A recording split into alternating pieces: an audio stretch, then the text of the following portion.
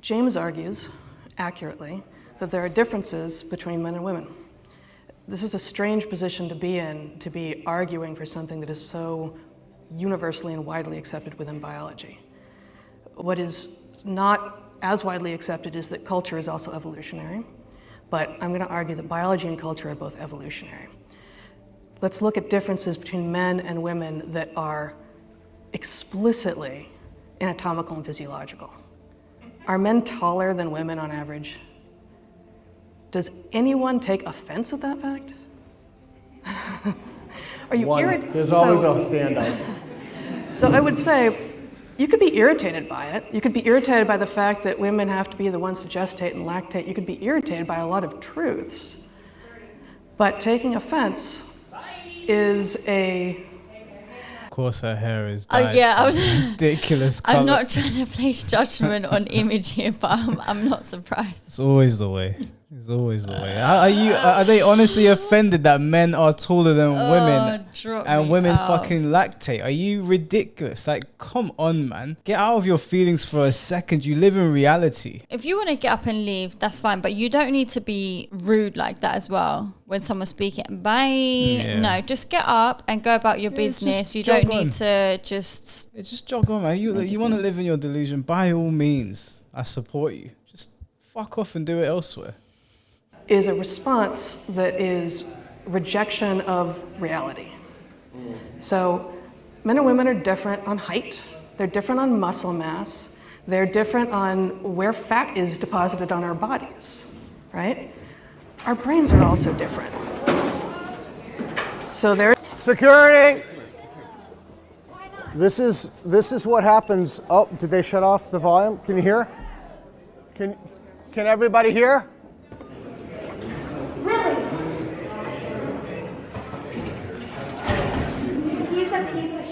That is not okay. Even the women in there have been brainwashed. Should not listen to fascism.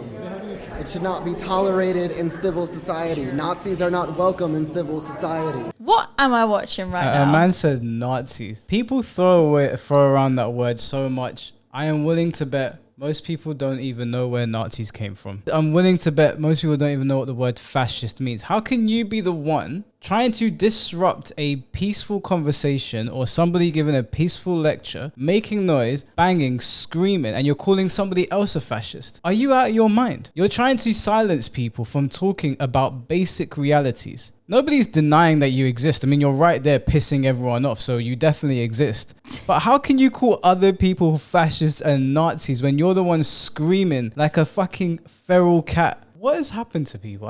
I'm so confused. I wish I could answer that question for you, Michael, but unfortunately I can't. Yeah, do you know, it baffles me because I have friends that are feminists. I have friends that are trans. I have friends that identify in all sorts of ways, and I have never seen them exhibit this kind of behavior. This is so bizarre to me. I don't know what is going on in America. There's like some sort of mass psychosis going on. People are losing their minds. How can you call someone a Nazi for saying men are taller than women? But she's probably going off of actual statistics. No? Well, men being taller than women. Yeah, I mean, you don't even need statistics. You can just observe facts. Yeah. We're bigger than women as well. Our muscle mass and our bone density are completely different. How are you offended by that and then calling someone a fascist? Fuck the police! Power to the people! Thank you.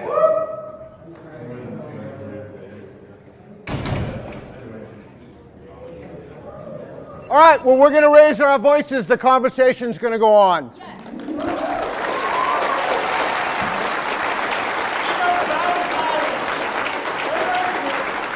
Let me be crystal clear. Let me be crystal clear. People do not have the right to tell you what you can and cannot listen to. People do not have the right, fringe elements of society do not have the right to hold you hostage to discourse. This is a university. If we cannot have this conversation here, we can't have it anywhere.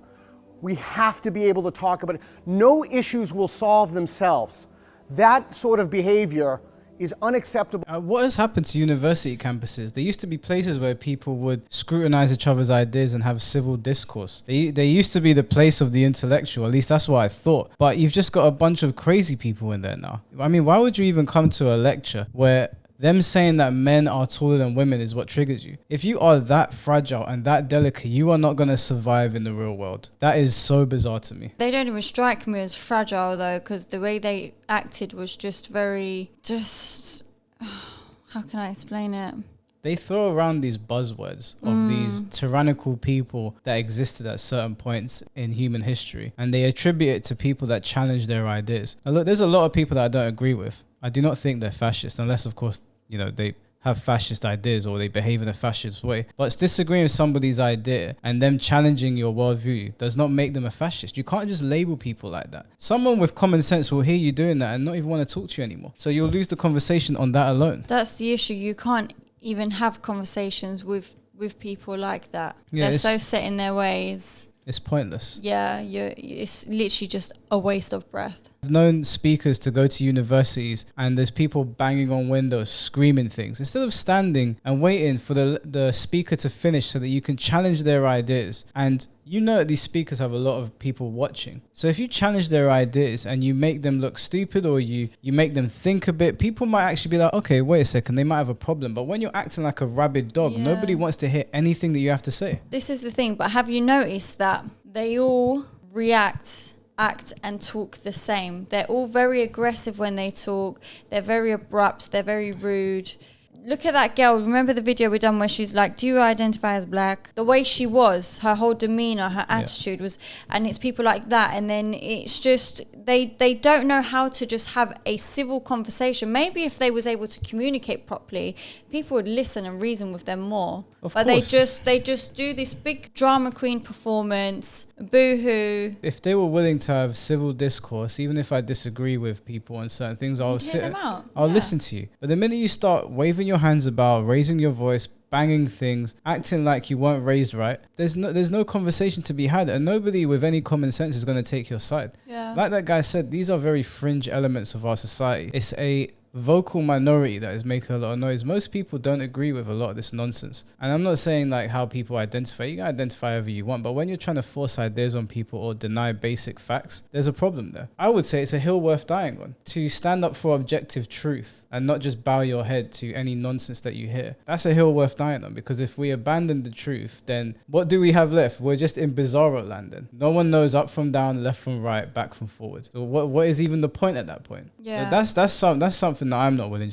to budge on. I'm always happy to accept people and I'm happy to listen to people, but it's these guys that are not willing to accept others. You're all mad. All of you that behave like this are completely mad. You weren't raised right. Parents failed you and you're failing society. Yeah, but the more that this stuff keeps getting put out there, the more new generation are going to keep doing it, and then we're never going to escape it. Yeah, well, luckily there's people that are pushing back against it now.